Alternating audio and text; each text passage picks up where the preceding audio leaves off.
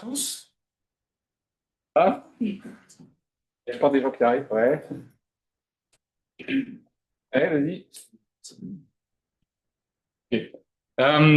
Du coup, aujourd'hui, pour la reprise des Jeudis Mardec, c'est Johanna Faure, que j'ai eu le plaisir d'avoir en tant qu'étudiante il y a de ça quelques années déjà. C'était en 2019, en stage de M2.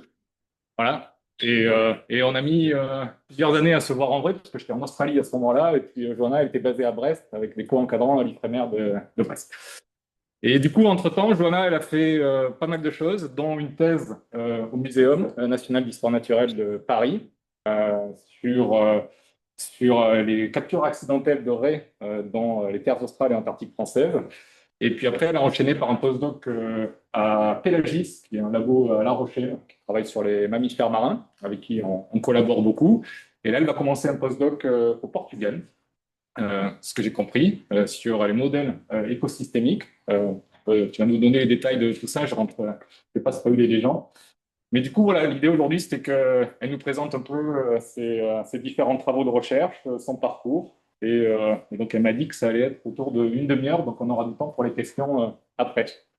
Et du coup, sorry for the English-speaking people. I know there are at least two of them here. The slides will be in English, and feel free to ask questions after. OK? À toi. Merci. Bonjour à tous et merci de m'accueillir pour ce séminaire.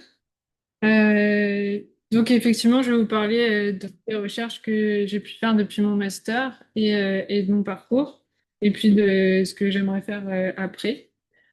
Donc mon parcours, il a commencé pas très loin d'ici puisque j'ai fait ma licence à Montpellier, donc avec notamment une année en échange au Canada.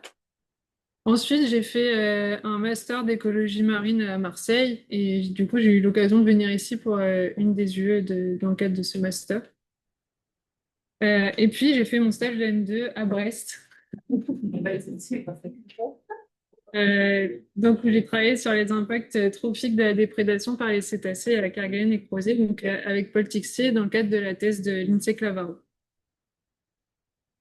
Après ça, j'ai été embauchée comme ingénieure d'études pendant un an au Muséum d'histoire naturelle à Paris, où j'ai travaillé en gros sur de la cartographie des captures accessoires, donc de la pêcherie des ginostrales à Kerguelen et Crozet. Et j'ai enchaîné avec une thèse donc sur la vulnérabilité des raies qui sont capturées donc en tant que capture accessoire dans cette pêcherie. Donc sous la supervision de Clara Perron et Guy Duhamel qui est parti à la retraite entre-temps. Et puis j'ai enchaîné avec un premier postdoc à La Rochelle, donc avec Jérôme Switz, où j'ai travaillé sur les changements de régime alimentaire des dauphins communs qui sont retrouvés échoués après être fait capturer par la pêche. Et puis là, donc je m'apprête à partir la semaine prochaine au Portugal donc pour mon prochain postdoc que je vais faire au CIMAR, donc c'est un laboratoire associé à l'Université de Porto, où je vais travailler sur de la modélisation écologique donc de la dorsale de Boringe, donc au large du Portugal. Voilà, je n'en parlerai pas beaucoup plus parce que j'en sais pas beaucoup plus. Donc voilà, donc je vais vous parler un petit peu de mes recherches qui s'inscrivent toutes dans un contexte de prédateurs marins supérieurs donc, qui jouent, comme vous le savez sûrement, un rôle majeur dans l'écosystème, notamment parce qu'ils contrôlent leur proie, mais aussi parce qu'ils sont sensibles au changement dans le niveau trophique inférieur. Donc, ce sont aussi souvent des espèces donc particulièrement sensibles puisqu'elles ont des traits d'histoire de vie assez particuliers, comme sont des espèces longévives, avec une croissance corporelle lente et une maturité tardive, ce qui les rend particulièrement sensibles aux perturbations en général. Et dans le cas des chondrichthiens, la pêche est la première menace pour ces espèces dans le monde. Donc mes recherches depuis donc mon master, elles s'inscrivent dans ce contexte d'écosystèmes marins exploités où ça tourne autour de trois axes. Le prédateur, donc le rôle du prédateur dans son écosystème, les interactions entre la pêche et le prédateur et surtout dans le cadre de ma thèse, j'ai pu mettre en œuvre un troisième axe porte sur les solutions opérationnelles pour limiter donc la pression de pêche sur ces prédateurs. Donc, au cours de mes recherches, j'ai pu travailler sur trois cas d'études principalement. Les orques à Kerguelen et Crozet, les raies à Kerguelen et Crozet aussi, et le dauphin commun dans le golfe de Gascogne, avec deux types d'interactions avec la pêche, donc la déprédation pour les orques et les captures accessoires ou accidentelles pour les raies et les dauphins. Et donc là, je vais pas vous parler de chaque l'un après l'autre, mais plutôt autour des trois axes que je vous ai présentés juste avant. Et je vous reparlerai de chaque cas d'étude quand c'est opportun. Donc voilà, en ce qui concerne l'écologie des prédateurs, j'ai beaucoup travaillé sur l'écologie trophique, notamment donc avec des analyses de contenus stomacaux, mais aussi des analyses d'isotopes stables, dont je ne parlerai pas beaucoup aujourd'hui. Mais par exemple, pour mon premier papier de thèse, l'objectif de l'étude, c'était de comparer les régimes alimentaires de deux espèces de raies qui sont capturées donc à Kerguelen et d'essayer de voir si à partir de ça, on pouvait comprendre quelles étaient leurs stratégies de recherche alimentaire. Donc les résultats, c'est que ce sont des animaux qui sont généralistes et se nourrissaient vraiment de beaucoup d'espèces de proies. Mais les deux espèces, donc Bathyrraja etoni et Bathyrraja erasa de leur petit nom, elles se nourrissaient pas sur les mêmes proies. Il y avait pour la première, donc en bleu, beaucoup de poissons et de céphalopodes, et notamment une grande partie pélagique, ou en tout cas qui sont dans la colonne d'eau. Et pour la deuxième, Bathyrraja erasa, beaucoup de crustacés et de céphalopodes, plutôt benthiques cette fois-ci, donc beaucoup de poulpes et de petits crustacés qui se déplacent sur le fond. Donc voilà, finalement on a pu conclure qu'il n'y avait pas de compétition probablement entre ces deux espèces et qu'elles se nourrissaient quand même dans des habitats qui avaient l'air un peu différents, en tout cas une plus dans la colonne d'eau et l'autre plus sur le fond.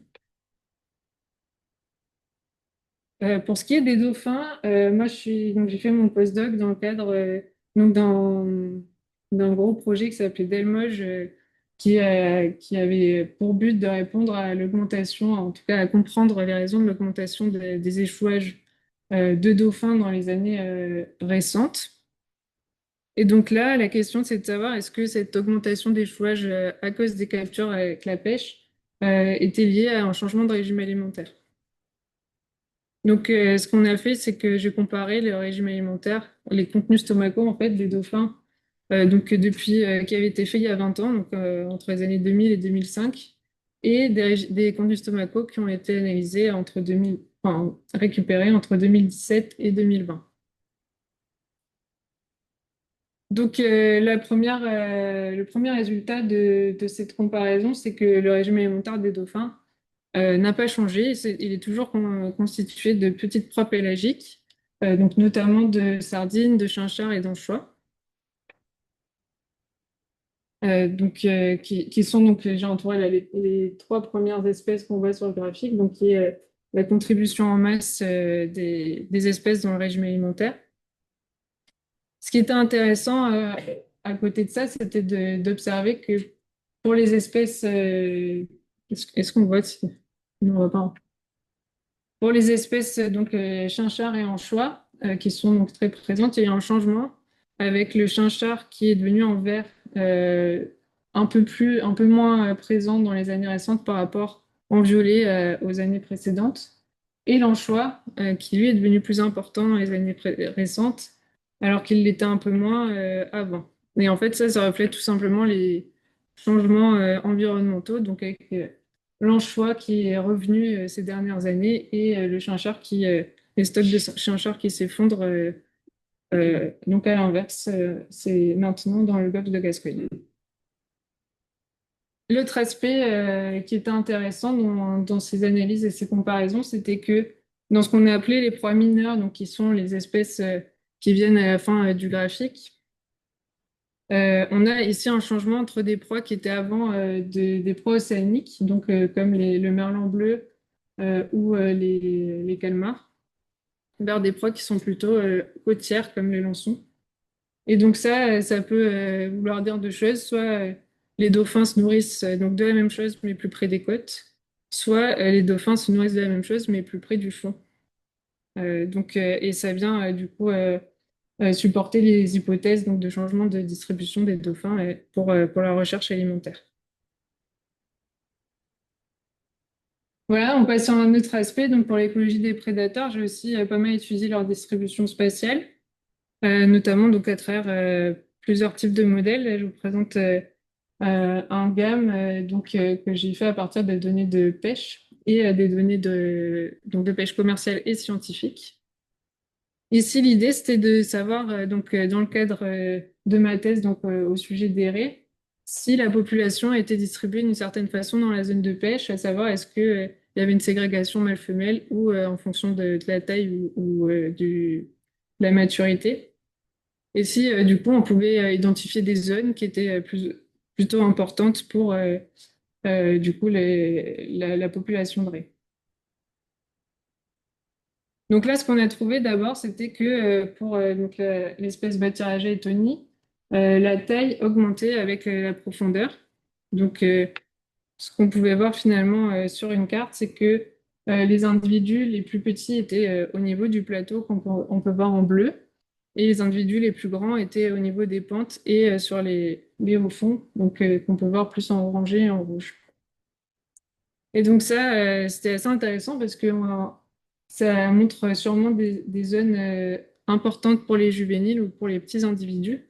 Donc sur le plateau, sachant que du coup sur la partie française à Kerguelen, au nord du plateau de Kerguelen, la pêche est interdite à cet endroit-là. Donc c'était du coup c'était assez intéressant.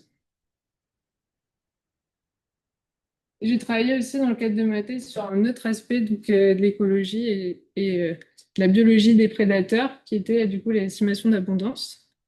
Ici, j'ai utilisé un modèle spatio-temporel qui s'appelle VAST, si certains d'entre vous connaissent. Donc, j'ai utilisé les données de pêche uniquement pour pouvoir faire des prédictions d'abondance. Là, l'idée, c'était de savoir est-ce que, on pouvait mettre en évidence une tendance sur la population de raies, notamment à creuser au cours des 15 dernières années. Et si on pouvait identifier des hotspots d'abondance dans certaines zones de la zone de pêche. L'autre objectif que j'ai pas noté ici, c'était d'estimer la mortalité par pêche, du coup, une fois qu'on avait l'abondance. Donc là, je vous laisse observer cette jolie tendance à la hausse pour les raies. Donc, ce qu'on a estimé, c'est que la population, elle augmente, notamment dans les dernières années. Donc, là, ça a été rogné, mais ça finit en 2023. Donc, c'est entre 2020 et 2021 et 2023 qui a eu vraiment une grande augmentation de la population de raies. Donc, ce qui était hyper intéressant, sachant que la ligne verte, qui est donc en 2014, c'est le moment où il y a eu l'obligation de remettre à l'eau les raies vivantes, donc dans la pêcherie. Voilà, et donc à partir de ces estimations d'abondance, donc là je vous ai présenté seulement les abondances relatives, mais on a fait des abondances, des estimations d'abondance absolue et on a pu estimer la mortalité par pêche qui était toujours inférieure à 0,1, voire inférieure à 0,05, ce qui est finalement assez, qui est très, c'est pas très élevé, quoi. Donc voilà pour ces résultats encourageants pour la population de raies à creuser. Je ne vous ai pas présenté pour Kerguelen, on a des estimations qui sont moins à la hausse, mais qui ne sont quand même pas à la baisse. Donc voilà, ça clôture mes recherches sur ce premier axe sur la biologie et l'écologie des prédateurs. Donc je vais passer au deuxième axe sur les interactions avec la pêche. Et ici encore, j'ai utilisé l'écologie trophique pour répondre aux questions que j'avais, notamment toujours les contenus stomaco, mais aussi les modèles bioénergétiques. Et donc, dans le cadre de mon postdoc sur les dauphins, l'idée là de l'analyse des résultats de contenus stomaco, c'était de voir si on pouvait donc avoir une explication pour les bycatch et notamment est-ce qu'il y avait un phénomène de déprédation chez les dauphins. Et donc, je vous remets, c'est le même graphique. Toujours les proies principales, donc sardines, anchois, chinchard. Ce ne sont pas les proies qui sont pêchées dans les engins qui capturent les dauphins. puisque les dauphins sont capturés plutôt dans les filets à sol, les filets à merlu, donc ils sont beaucoup plus près du fond. Dans le cas donc, du merlu qu'on peut voir en quatrième position, c'était des tailles qui étaient bien inférieures aux tailles qui sont ciblées par la pêche, c'est des merlus de 10 centimètres. Donc on ne pense pas que c'est les merlus qui soient pris dans les filets de pêche. Et enfin, du coup, comme je disais, en plus d'avoir des proies qui sont plus côtières maintenant, c'est aussi des proies qui sont plus benthiques ou plus proches du sol. Donc, on pense quand même que les dauphins se nourrissent plus proches du sol on ne sait pas trop quelle raison, mais ce qui les amène à se faire prendre dans les filets parce que notamment les merlus mangent des anchois et des sardines. Donc, ça pourrait être une zone où il y a à manger et du coup, où ils se font prendre dans les filets en mangeant avec les poissons qui sont ciblés par la pêche. Mais du coup, pas de déprédation a priori. Et maintenant, il y a de la déprédation. Donc, dans le cadre de mon stage de Master 2, donc sur les orques, on a voulu estimer, donc avec un modèle bioénergétique, à quel point est-ce que la légine qui était prise sur les lignes de pêche satisfaisait les besoins énergétiques des orques au niveau de la population. Et in fine, est-ce qu'il y a un risque que la population d'orques elle soit dépendante de l'accès à la nourriture sur les lignes de pêche? Ce qu'on a trouvé, c'est que finalement, quand on regardait à l'échelle d'un individu, à l'échelle journalière, lorsqu'il déprédatait, il pouvait satisfaire jusqu'à 94% de ses besoins journaliers, donc ce qui est énorme. Mais lorsqu'on regarde à plus large échelle, donc au niveau du mois par exemple, et au niveau de la population, ces besoins étaient satisfaits entre 1 et 13%. euh, donc des besoins nécessaires pour la population. Enfin, à l'échelle de l'année, ici c'était moins de 10%, donc pour la population. Ce qui donc n'est pas beaucoup et donc on était assez confiant sur le fait que les orques pouvaient se nourrir de manière naturelle sans problème. Du coup, en revanche, il y a quand même une tendance à la hausse, donc ce serait peut-être intéressant de mettre à jour ces analyses parce que ça finit en 2018. Donc voilà pour ces résultats. Ensuite, je travaillais pas mal sur la survie post-capture, notamment donc sur les raies dans le cadre de ma thèse. Donc j'ai mis en place des modèles de capture, marquage, recapture. Donc ce qu'on a fait, c'est qu'on avait donc on savait qu'il y avait un taux de recapture assez faible chez les raies. Donc c'est des raies qui sont capturées entre 500 et 2000 mètres de profondeur à la palangre démersale. Les collègues australiens et néo-zélandais qui avaient déjà fait ce genre d'expérience avaient moins de 1% de taux de recapture. Donc on était assez... Enfin, on avait peur de ne pas recapturer de raies. Donc ce qu'on a fait, c'est qu'on avait choisi une zone pour marquer les raies, qui est une zone où il y avait un fort taux de capture de raies pour essayer de cibler, d'avoir le plus de chances. Donc voilà, donc on peut voir en vert à gauche donc les tags, on a mis 3000 tags en 3 ans, et à droite en bleu les recaptures. Et donc j'ai utilisé un modèle donc, dans le cadre bayésien où on a estimé probabilité de survie d'une part et probabilité de détection d'autre part. Donc là, évidemment, l'idée c'était d'estimer la survie des raies. Depuis donc les raies, donc comme j'ai dit, sont remises à l'eau de manière obligatoire depuis 2014, mais personne ne savait si elles survivaient ou pas. Donc, c'était déjà de répondre à cette question et ensuite de voir si on pouvait mettre en évidence un effet de la taille des raies ou de la profondeur de capture sur leur taux de survie. Donc, le premier résultat, c'est qu'on a eu un taux de recapture de plus de 5%, donc on était très contents. À ce jour, je crois qu'on a creusé, on a recapturé 200 raies, donc c'est vraiment très bien. Et on a pu estimer un taux de survie trimestriel de 92% à l'échelle donc, de toutes les raies qui ont été recapturées en moyenne.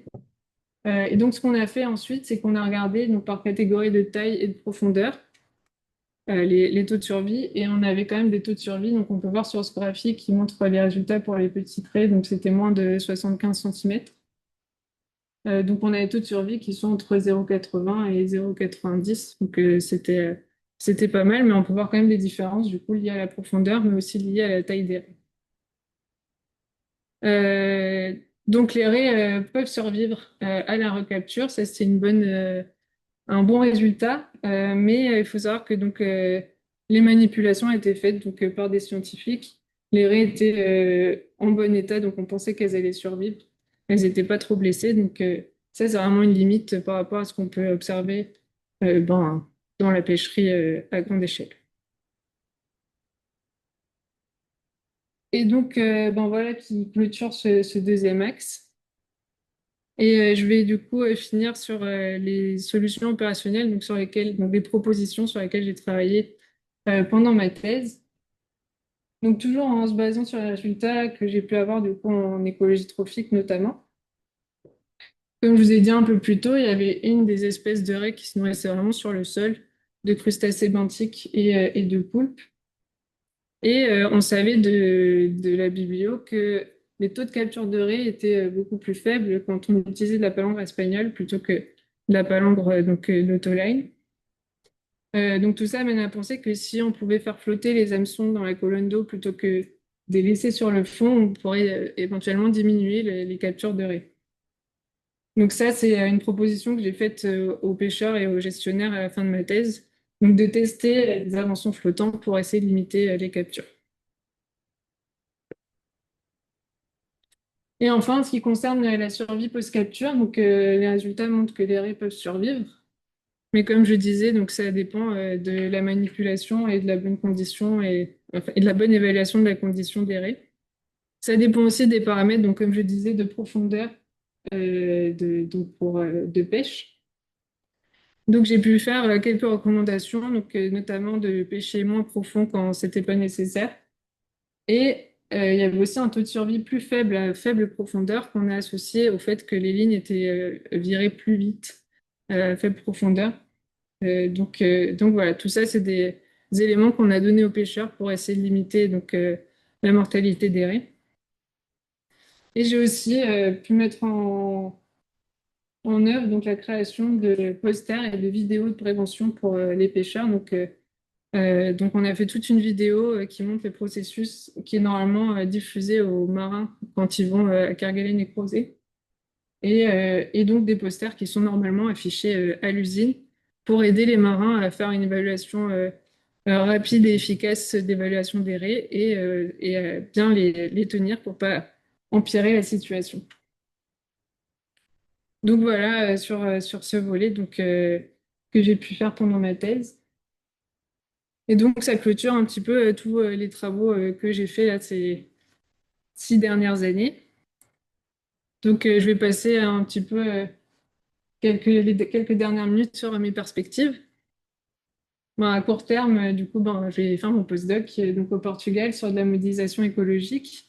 Donc là, l'idée, c'est vraiment de développer des modèles écosystémiques dans cet écosystème-là de la dorsale de Goringe qui est assez peu connu et de commencer autant de collaborations que je pourrais avec, c'est une équipe vraiment de modélisation, ce sera très intéressant pour développer cet aspect.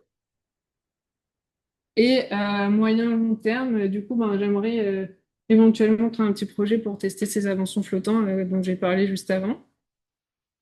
Candidater pour le CNRS, peut-être d'ici l'année prochaine, et peut-être développer des recherches sur sur les cas des orques, en Atlantique Nord, avec les aspects compétition, prédation avec les thons et les autres prédateurs du golfe de Gascogne.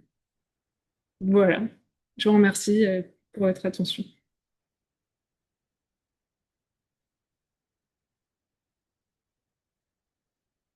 Ok, merci déjà. Est-ce qu'il y a des questions peut-être en ligne d'abord avant la salle ici? Questions en ligne ici dans la salle à 7. Ouais. Merci beaucoup pour ta présentation, c'était très très bien. J'avais juste une petite question par rapport aux mesures que tu as proposées à la fin aux pêcheurs, et notamment cette proposition d'avancement flottant. Comment ça a été reçu par les pêcheurs. Est-ce que tu penses qu'il y a une possibilité de changement de leur côté ou enfin, voilà, quelle a été un peu leur réaction face à cette recommandation et aux autres recommandations aussi, parce que Ben, ils ont globalement bien reçu toutes les propositions que j'ai faites. En revanche, je me suis rendu compte en discutant après avec eux que parce qu'ils sont venus me proposer d'autres solutions. Alors, du coup, je me suis rendu compte qu'ils n'avaient pas forcément identifié que j'avais déjà proposé des solutions peut-être un peu plus simples pour commencer, quoi. Donc, finalement, ils ont entendu, mais en même temps, c'est un peu passé aux oubliettes, quoi, j'ai l'impression. Donc, je pense que ça nécessite vraiment plus un travail pas vraiment je sais pas, peut-être de les convaincre un peu plus sur le fait que ce que je propose, ça vaut le coup. C'est-à-dire que pour un exemple concret, donc les avançons flottants, j'ai aussi fait des propositions par rapport à ce que j'avais vu dans les données sur le fait il y avait des zones avec des plus fortes concentrations, etc., etc. Donc j'avais fait des zones à éviter, des profondeurs à éviter, etc.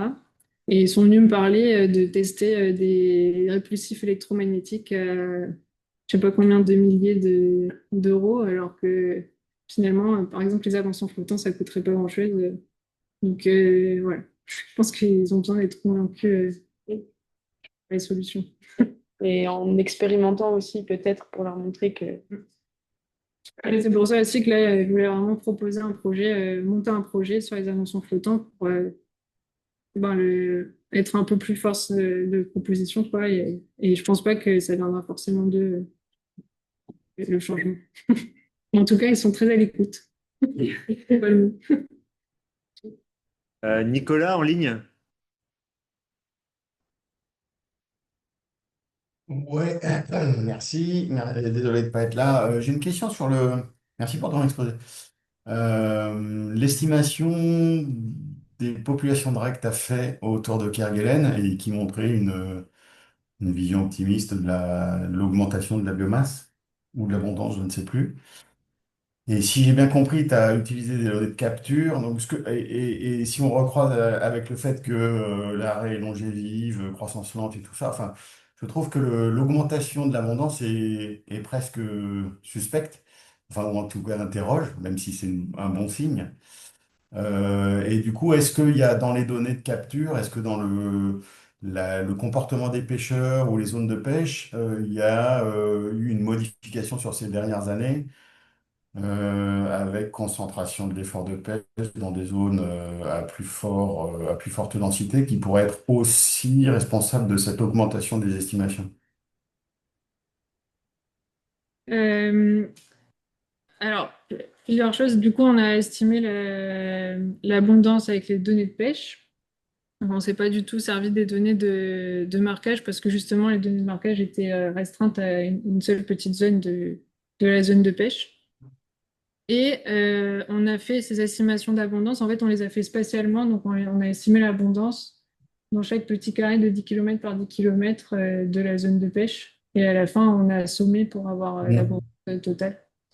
Donc finalement, je pense que les aspects variation spatiale, en fait, la variation spatiale, je pense qu'elle est quand même assez maîtrisée. C'est vrai qu'il y a des zones avec plus d'abondance, avec plus forte abondance, en tout cas des taux de capture plus forts, etc. Mais je pense en tout cas, il peut y avoir effectivement, c'est vrai qu'il y a une grande augmentation, quoi. Donc il peut y avoir quelques limites et quelques biais qu'on n'a pas vus, mais je pense que en tout cas pour l'aspect spatial et variations spatiales, on a quand même assez bien maîtrisé ça. Mais c'est vrai que du coup l'augmentation est très forte, donc nous on s'est vraiment dit que c'était justement par le fait que les raies donc étaient relâchées depuis un peu plus de 10 ans maintenant, alors qu'avant, elles étaient vraiment toutes tuées et gardées à bord. Donc, ça fait quand même un gros changement d'ordre de plusieurs dizaines de tonnes de raies qui sont remises à l'eau tous les ans, quoi. Ok, ok, bon, ok, très bien.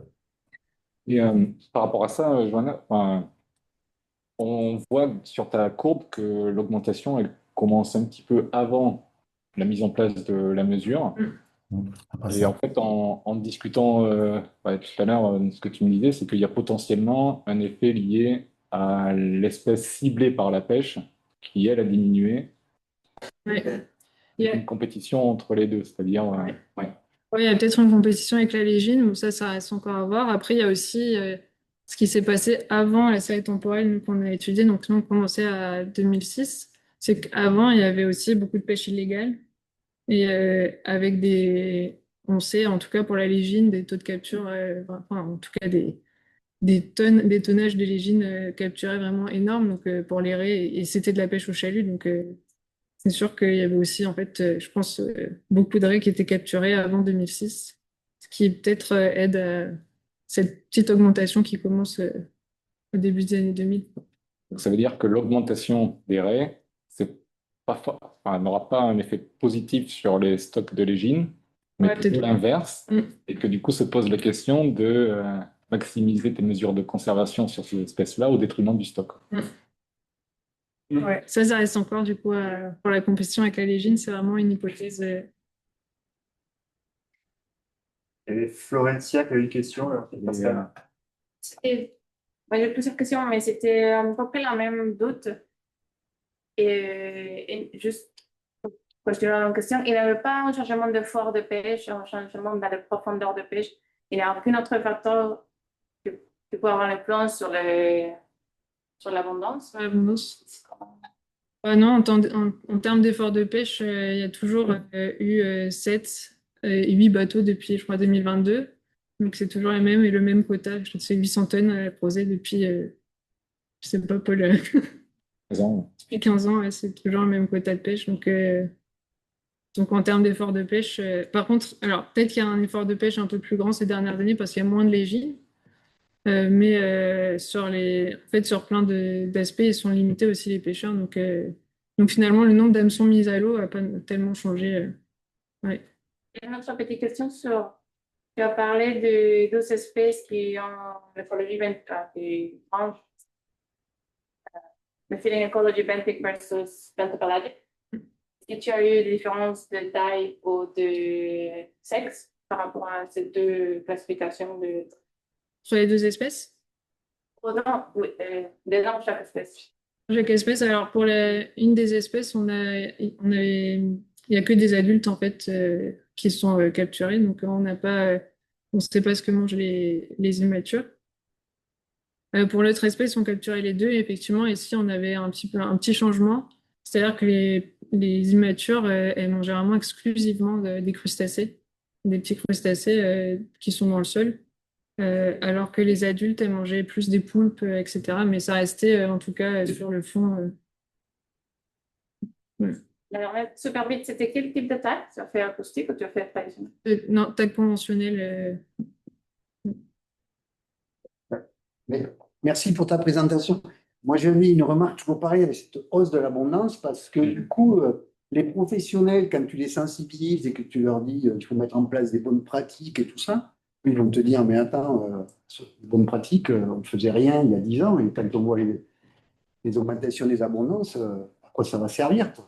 Donc, comment ils réagissent par rapport à ce résultat et par rapport à ce discours que tu peux leur faire passer? Parce que, comme tu dis, je veux dire, les pourcentages de survie que vous obtenez, c'est dans des conditions scientifiques, où tu fais vraiment attention aux virages, aux conditions des virages lents, et puis manipulation des individus. Donc, voilà, d'un point de vue sensibilisation, comment on fait passer le message? Ben, dans mon cas, je pense que j'ai un peu de chance, c'est-à-dire que les, les réglementations et les restrictions liées aux captures de raies, elles ont été mises en place un peu au doigt mouillé il y a 10 ans. Et donc, finalement, les résultats un peu encourageants de ma thèse ont fait qu'on a enlevé certaines restrictions, qu'on a diminué certaines réglementations. Donc, finalement, ils étaient plutôt contents, quoi. Donc, ce qu'on leur a dit, finalement, aux pêcheurs, c'est qu'ils sont moins sanctionnés. C'est-à-dire qu'à Carignan et Crozet, ils étaient vraiment très fortement sanctionnés sur les captures de raies. Ça faisait vraiment varier leur quota, etc., bateau par bateau. Et donc, on a un peu diminué cette part du quota alloué en fonction des captures de raies, à condition qu'ils identifient, qu'ils déclarent les captures à l'espèce. Parce qu'à Kerguelen, on a deux espèces. Ils déclaraient les deux et c'était juste riz, quoi. Donc là, on a obtenu qu'ils déclarent à l'espèce pour qu'on puisse vraiment suivre plus finement les tendances avec la contrepartie qui avait moins des réglementations un peu allégées sur ces captures-là. J'espère que tu ne te sois pas planté, hein. Youssef en ligne. Merci pour la présentation. J'avais une question sur certains résultats sur les orques que je trouvais assez contre-intuitif. Le fait que vous avez estimé qu'un acte de déprédation ramenait 94% du besoin journalier, mais que quand on regardait ça sur le mois, c'était très très faible. Ce que ça implique, j'imagine, je suis pas sûr, mais que ça veut dire qu'en fréquence au cours du mois, ils le font pas si souvent que ça, ou alors qu'il y a une diversité à l'échelle de la population avec un petit nombre qui le font souvent et d'autres qui le font pas. Je me demandais, du coup, est-ce que c'est ça l'explication? Et puis surtout, est-ce que ça implique pas potentiellement que ça peut être adaptif de commencer à le faire plus et qu'on peut imaginer que, parler d'une augmentation, qu'elle puisse se transmettre soit socialement, je pense que c'est une espèce, je m'y connais pas trop, ou alors même génétiquement sur plusieurs années parce que du coup, ça peut être sélectionné de commencer à le faire de plus en plus si un seul acte te donne à peu près tout ce que tu as besoin pour la journée. Ouais, pour l'explication, et c'était ça, c'est que finalement, y a pas, tous les orques ne déprédatent pas tous les jours, et c'est pas forcément les mêmes qui déprédatent d'une fois à l'autre. Après, pour le reste de ta question, je pense qu'il y a dans la salle des gens qui sont beaucoup plus au courant des aspects comportementaux et d'évolution du comportement. Je sais qu'effectivement, c'est un comportement qui se transmet, etc. Mais sur l'aspect vraiment, cet aspect comportement génétique, je pense qu'il y a des travaux en cours. C'est ça, hein? Ouais. C'est Erwan. Un teaser de ta soutenance. Ok. Merci. Ah, C'est bon. Vas-y. Vas-y. Très bien. Ok, t'inquiète pas. Si. Bonjour Youssef, moi je suis Erwan, doctorant depuis 3 ans à Marbec, ma soutenance fin septembre. Ah ouais. Et n'hésite pas à venir en présentiel à 7. Et mes travaux portent sur l'hétérogénéité comportementale des groupes d'orques et des individus au sein de cette population. Et j'ai pu montrer effectivement qu'il y avait des groupes qui étaient beaucoup plus impliqués que d'autres. Donc, j'ai pas pu faire énormément et j'ai même pas fait d'analyse isotopique, mais ça aurait été pas mal de corréler ça. Mais oui, je pense que dans le régime alimentaire, il y a des grandes différences et qu'il y a des groupes qui s'impliquent beaucoup plus dans la déprédation que d'autres.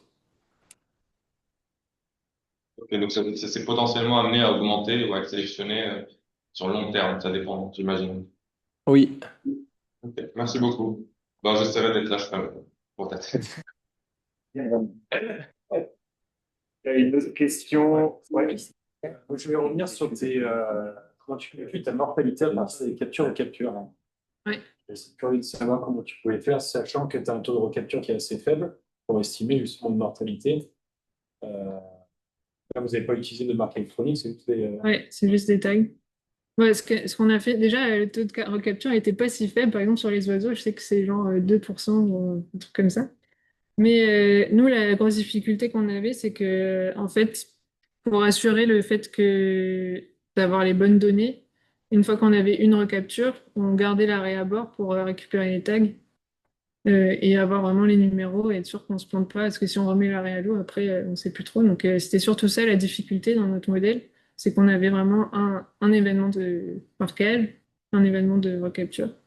Et donc, ce qu'on a fait, c'est finalement, on a fait des périodes de 3 mois. Et donc, il y avait le marquage et on regardait 3 mois après si donc, il y avait un effort de pêche, quels rayons ont été recapturés ou pas, etc. Et 3 mois par 3 mois. Et après, quand on avait une recapture, ça informait sur le fait que l'arrêt avait survécu du coup toutes les autres périodes, etc. Et donc, avec l'accumulation de tous les individus, c'est ça qui nous a permis de. c'est pas une probabilité, mais l'incertitude autour de la probabilité. Il y a quand même une grande, enfin, une incertitude qui est.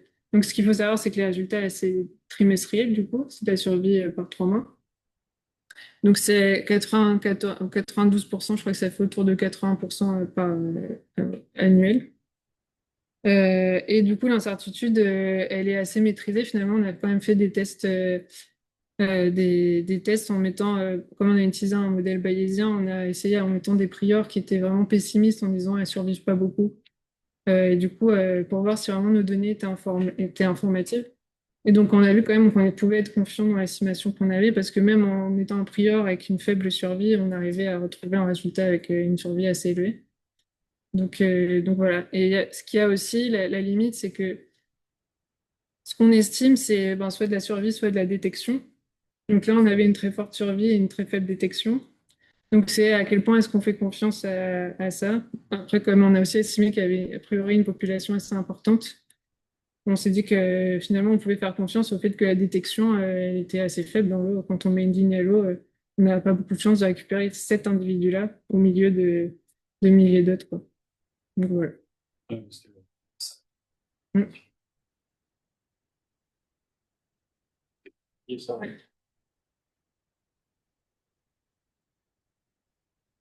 Question. Quentin. J'en ai encore une, mais c'est encore sur les évaluations de biomasse des raies. Désolé. Et je me demandais si tu avais essayé de regarder un petit peu aussi des indicateurs spatiaux. Donc justement, tout ce qui est sédentarité, augmentation des aires de répartition, diminution, stabilité dans le temps. Parce que ça peut vachement influencer en fait tes indicateurs de biomasse. Et... Ouais, du coup, ce qu'on a fait du coup, avec le modèle, ce qu'on a estimé donc, par carré de 10 cm de 10 km par 10 km par an. Et on a regardé aussi la variation du coup temporelle et en fait, ça ne change pas beaucoup. Et en termes de juste avec les données de taux de capture, il y a aussi assez peu de variabilité. On est toujours, enfin, il n'y a pas vraiment de changement sur le taux de capture, à part qu'il y a une augmentation quand même sur on pêche plus de raies maintenant qu'avant.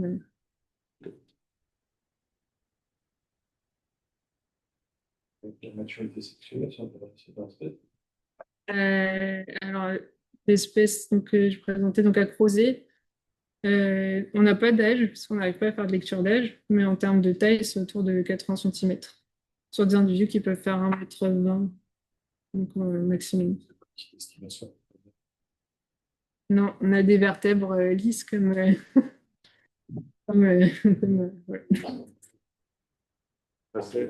Les données de CMR, tu verras des... Capture. Non, là, j'en ai aucune idée. Là, oui, l'artère de la croissance, tu peux estimer là, regarde la taille. Avec les données de CMR, tu n'arrives pas à avoir des données de croissance et des modèles de croissance. Voilà, comme du coup, ma thèse, c'était entre 2020 et 2023. En 3 ans, en fait, on est 0 centimètre, quoi. Il y a certaines espèces qui ont diminué, en moyenne. Il y en a qui ont pris 1 ou 2 centimètres, mais d'autres qui ont plus petit. Donc, c'est le maître. Est-ce qu'il y a d'autres questions en ligne ou dans la salle? En ligne, apparemment. La salle, une question. Mais juste pour finir, du coup, pour les CMR, je pense que quand on aura des recaptures dans 5 ou 10 ans, peut-être que là, on aura une puissance un peu plus marquée que là, sur 2-3 ans. C'était déjà gros. Ouais. La dernière chose, si le pêcheur en le temps est intéressé de continuer à chercher des remarqués, ouais. il a l'intérêt. C'est toujours pour la réglementation de la pêche. Ils n'ont pas d'intérêt, ils ne gagnent pas d'argent, il n'y a pas de récompense, quoi. Mais c'est réglementaire, quoi. Donc si les observateurs des pêches les voient remettre à l'eau des raies marquées, ils se font punir, quoi. Donc, normalement, ils les récupèrent. Parce qu'il peut être récapturer des recteurs marqués, tu vas avoir encore des années plus longues. Oui. C'est sûr, ce sera encore plus informatif pour avoir des meilleures estimations.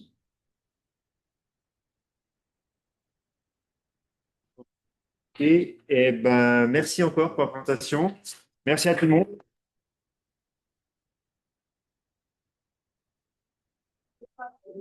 Merci Montpellier, merci Youssef.